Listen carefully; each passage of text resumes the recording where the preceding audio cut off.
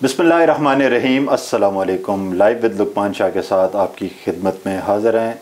इस्लामाबाद की यख रातों में इस वक्त सियासी पारा जो है वो इंतहाई बुलंदी की तरफ जा रहा है। अब ये नहीं पता चल रहा कि अपोजिशन का वोट किस करवट बैठेगा और इक़्तिदार जिसने संभालना है वो इक़्तिदार संभालने वाला वोट किस करवट बैठेगा। हमारे साथ सीनियर तज्ज़ियाकार साफ़ी और मुसन्निफ़ डॉक्टर फ़ारूक आदिल साहब मौजूद हैं। आज इनसे हम पूछते हैं कि डॉक्टर साहब, ये इस्लामाबाद के यख मौसम में जो इक़्तिदार के हुसूल के लिए पारा बुलंदी की तरफ जा रहा है, इसमें आप कोई बेहतरी देख रहे हैं या मज़ीद ये टकराव की पॉलिसी पैदा होती जा रही है? शाह साहब, एक तो अगर आप इजाज़त दें तो थोड़ी सी आपके बयान में तरमीम कर दूं। जी सर। नहीं, यख तो मौसम नहीं रहा, तो थोड़ा सा नॉर्मल रातें कुछ यख एतदाल की तरफ आ रहा है मौसम। ठीक।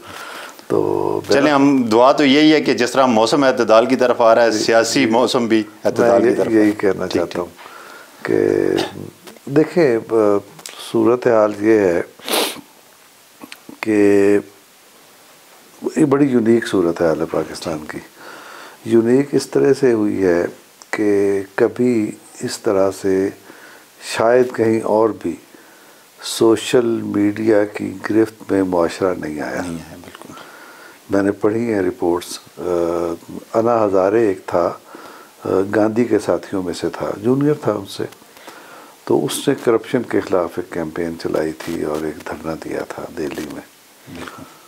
तो वो सारा धरना सोशल मीडिया के ज़ोर पे हुआ था। ये जो आपकी अरब स्प्रिंग थी, वो भी सोशल मीडिया से ऑर्गेनाइज़ किया गया था।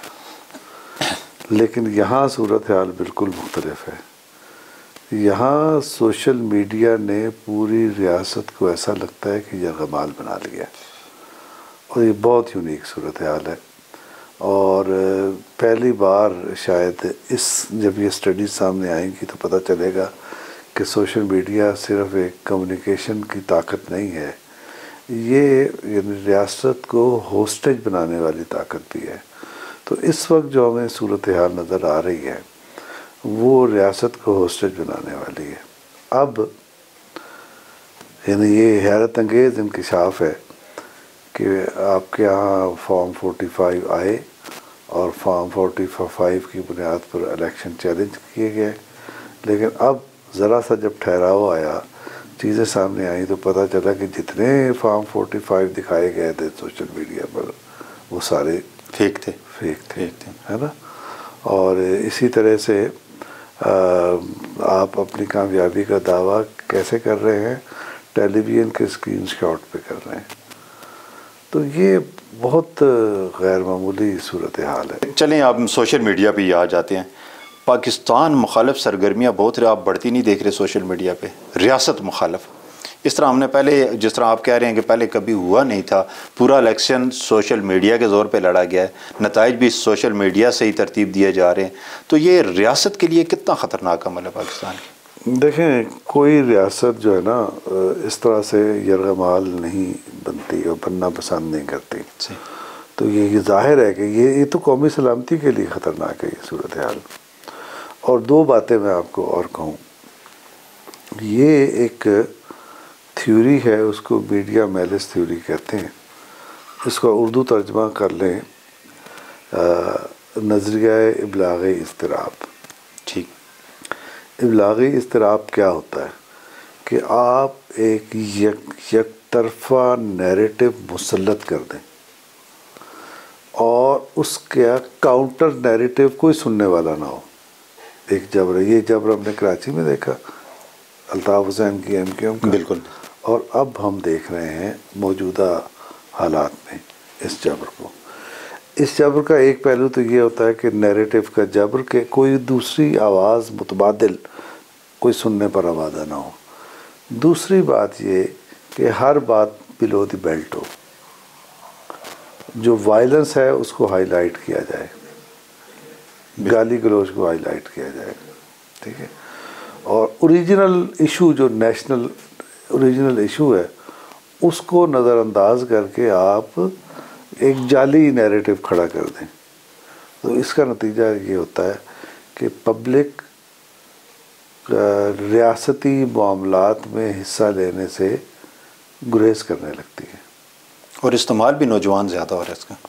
तो जब पब्लिक उससे गुरेज करती है तो इसका मतलब यह है कि रियासत अलग हो जाती है, पाकिस्तान अवाम अलग हो जाते हैं और वो उसका पॉलिटिकल प्रोसेस में हिस्सा नहीं लेते। अगर पॉलिटिकल प्रोसेस में हिस्सा न लें तो एक ऐसा डिज़ास्टर हो सकता है सोसाइटी में, क्योंकि फिर वो खाली जगह हो जाती है ना, तो खाली जगह कोई और पूर करता है। हमारे यहाँ इस तरह की खाली जगह माजी में मार्शल लॉ पूर करता रहा है। ठीक, मैं नहीं समझता कि इस वक्त कोई मार्शल लॉ लगाना चाहता है। पीर पगाड़ा ने आज कहा है, लेकिन मैं ये इसको दुरुस्त नहीं समझता। लेकिन मैनेज किस तरह होगा ये मामला मैनेज? मैं वही गुजारिश कर रहा हूँ कि कोई मार्शल लॉ नहीं लगाना चाहता, लेकिन इसके बावजूद अगर खला पैदा हो रहा है तो फिर क्या तसादम होगा इस मुल्क में, क्या होगा। तो इसलिए जो ये सूरत हाल को पैदा कर रहे हैं, अगर वो समझदार हैं, इस मुल्क से मोहब्बत रखते हैं, तो उनको चाहिए कि वो अपने ऊपर भी रहम करें, इस मुल्क पे भी रहम करें। 9 मई बहरहाल एक दफ़ा हो चुका, और 9 मई का जो वाक़या है वो ईस्ट पाकिस्तान की अलहदगी से बड़ा वाक़या है। ईस्ट पाकिस्तान आपने अलग कर दिया, लेकिन 9 मई आपने फ़ौज को तकसीम करने की कोशिश की है। बिल्कुल। तो जब फ़ौज को तकसीम करने का मतलब ये है कि आप पाकिस्तान को दुश्मन का नरम चारा बनाना चाहते हैं, तो आपने पहले ये किया, अब आप एक ऐसा खला पैदा कर रहे हैं जिस पे तसादम हो जाए, कोई और ताकत उसमें आ जाए, तो ये आपके हक़ में भी नहीं है, पाकिस्तान के अवाम के हक़ में भी नहीं है, मुल्क के हक़ में भी नहीं है, किसी के हक़ में नहीं है। मौलाना फजल रहमान जैसे गाहक सियासतदान अपोजिशन की सफ़ों में इस वक्त बैठे हुए हैं, क्या आप समझते हैं कि इससे अपोजिशन की सफ़ों में बेहतरी आएगी, संजीदगी आएगी, रियासत के मामलात इससे आगे बेहतर तरीके से चल पड़ेंगे? शाह साहब देखें, सियासत के सीने में दिल नहीं होता। तो मौलाना फजल रहमान के केस में हमें ये नज़र आ गया। जब तहरीक अदम एतमाद हो रही थी, अब वो जो भी नैरेटिव दें कि मैं उसमें था, मैं नहीं था, क्यादत वो आगे तरदीद आप क्यादत कर रहे थे उसकी, हमने तो देखा बिल्कुल, है ना। और फिर आपने लॉन्ग मार्चेस किए, आपने ये सब कुछ किया, तो ये सब मकसद क्या था इसका? वो आप इसको गवर्नमेंट को डिसलॉज करना चाहते थे और आपकी क़यादत में ये सब हुआ। लेकिन इलेक्शन रिज़ल्ट के बाद हालात ऐसे बने कि आपकी जगह ख़त्म हो गई। अब कैसे कि अगर हुकूमत जाती है मुस्लिम लीग नून के पास तो सारे आइनी मनासिब, और बलूचिस्तान की हुकूमत की दावा कर रही है पीपल्स पार्टी, तो मौलाना कहाँ गए? तो मौलाना कम अज़ कम बलूचिस्तान में तो गवर्नमेंट बना सकते हैं यार, उन्हीं वहीं की मान लो। तो मौलाना के साथ ये जो वाक़या हो गया है, ज़्यादती भी कह सकते हैं आप, ये उसकी फ्रस्ट्रेशन है। तो मेरी तो दरख्वास्त ये होगी कि अगर ये आप मुस्लिम लीग नून और पीपल्स पार्टी गवर्नमेंट बना रहे हैं तो मौलाना कुर्बानी दें, बलूचिस्तान की हुकूमत मौलाना के लिए छोड़ दें। आप क्या समझते हैं, उन्होंने कोई कोशिश अभी तक नहीं की मौलाना को मनाने के लिए? कोई बातचीत नहीं चली, संजीदा बातचीत? मेरे तो इल्म में नहीं है, कोई हो सकता है हुई हो, बाज़ हो जाती है और पता नहीं चलता। तो सारी तहरीक मौलाना के ज़रिए चलाई इमरान खान के ख़िलाफ़, उन्होंने सारी तहरीक को कमांड वही कर रहे थे। वजूहत क्या थी कि मौलाना को ला के साइड पर बैठा दिया उन्होंने? तो आपको वजूहत बताई ना, इलेक्शन रिज़ल्ट हैं उसकी वजूहत। ऐसे इलेक्शन रिज़ल्ट आए जिसमें सब ने अपने अपनी जगह, कहते हैं ना पंजाबी, जगह मल लेना, सब ने अपनी अपनी जगह मल ली है। तो मौलाना की जगह अब निकल नहीं रही। एक जगह जो मैं सजेस्ट कर रहा हूँ, बलूचिस्तान में हुकूमत की निकलती है, अगर ये दानिशमंदी दिखाएं, पीपल्स पार्टी कुर्बानी करे, तो बलूचिस्तान उनको मौलाना मान जाएंगे? मेरा ख्याल है मान जाएंगे, क्योंकि हमें तो बहुत आगे जाते दिखाई देते हैं जिस तरह के उनके बयान आप हैं। उनको दें तो सही गवर्नमेंट। अच्छा, देखें ना, आपने उनके साथ देखें, उन्होंने लीड किया है और बड़ी जुर्रत से लीड किया आपने पीटीआई के खिलाफ वो सारा मामला। इतनी ही तो आपके पास स्ट्रीट पावर नहीं थी जितनी नहीं थी, सब खामोश हो गए थे, सब खामोश हो गए थे, तो उन्होंने लीड किया। तो अब अगर उनको हिस्सा है, बनता है ना, लेकिन ठीक है कि इलेक्शन रिजल्ट्स का जब ऐसा है उसमें गुंजाइश नहीं, लेकिन एक गुंजाइश बलूचिस्तान में है। अब उनका अलाइंस बन रहा है पीटीआई के साथ, तो मौलाना की बरकत से अगर वहाँ वो भी माकूलियत इख्तियार कर लें, को थोड़े मोतदिल हो जाए तो बहुत अच्छी बात है। आसार उसके कम है, मौलाना को वो ख़ुद तो ख़राब हो ही रहे हैं, लगता है मौलाना को भी ख़राब करेंगे, लेकिन मौलाना दानिशमंद आदमी, मुमकिन है कोई रास्ता। नहीं, आप क्या समझते हैं PTI ने अभी तक कुछ सीखा नहीं है, वो कौमी धारे में रहना नहीं चाहते? इससे तो यही लग रहा है फिर आपकी बातों से। मुझे नहीं पता कि क्या है। एक आज जो बैरिस्टर सैफ ने ऐलान किया, बैरिस्टर सैफ आपको बहुत जिम्मेदार आदमी नहीं है जी, है ना पार्टी के अंदर, लेकिन उसने कहा कि जी हम वफाक में अपोजिशन में बैठेंगे और पंजाब में अपोजिशन में बैठेंगे। अगर वो ये बैठ के सिस्टम को चलाते हैं, मैं तो ये समझता हूँ कि इन सबको मिल के सिस्टम को चलाना चाहिए। मुल्क मसाइल से निकलेगा तो आपको सियासत करने की गुंजाइश होगी।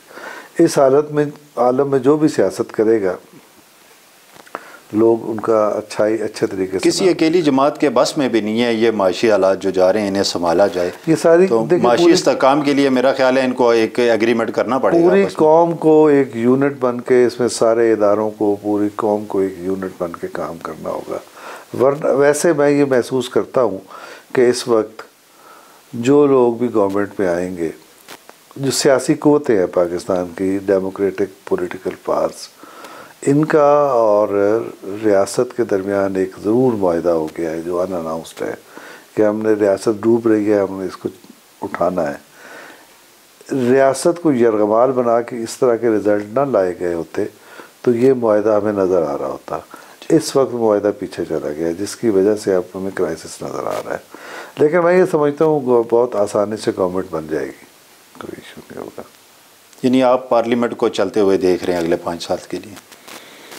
मेरी ख्वाहिश तो यही है कि अगले 5 साल के लिए हो, लेकिन अंदाज़ा हो जाएगा मेरे ख्याल में ये कि अभी फौरी कुछ फ़ैसले होने हैं, कोई निजकारी होनी है, इस तरह के मामला होने हैं। जब ये हो जाती है तो मेरे ख्याल में उसके बाद पीपल्स पार्टी भी शायद आ जाए मामला में।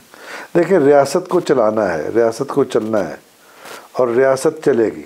यानी ये नहीं चलाएंगे तो कोई और चलाएगा? चलनी है रियासत? नहीं, सियासतदान ही चलाएंगे। अच्छा, सियासतदान नहीं चलाएंगे तो रियासत नहीं चलेगी।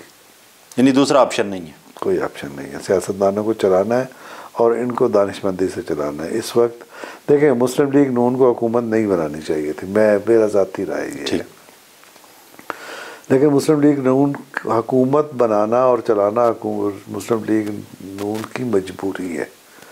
अगर वो भी नहीं चलाएगी तो फिर कौन चलाएगा? कोई और नहीं है।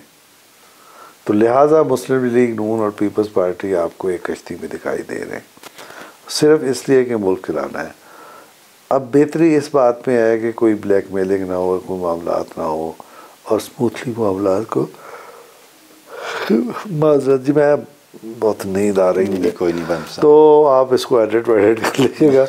तो अपना ये मुल्क चलाना है, आपको अच्छे तरीके से चलाएंगे तो आपको लोग अच्छे नामों से याद करेंगे और यही मुल्क के मफाद में और सबके मफाद में। चलें, शुक्रिया डॉक्टर साहब आपका। नाज़रीन, जिस तरह डॉक्टर साहब ने पहले बात की कि सोशल मीडिया का जो ये बेहंगम इस्तेमाल है, जो गैर ज़रूरी इस्तेमाल है, इस पे भी हमारे सियासतदानों को और रियासत को नज़रसानी करनी चाहिए कि इसे किस तरह कंट्रोल किया जाएगा ताकि रियासती इदारों के ख़िलाफ़, रियासती बड़ों के ख़िलाफ़, सियासतदानों के ख़िलाफ़ ये जो बेजा का शोर पाकिस्तान में मचा हुआ है, इस पर कंट्रोल किया जा सके। हमें इजाज़त दीजिए। अल्लाह।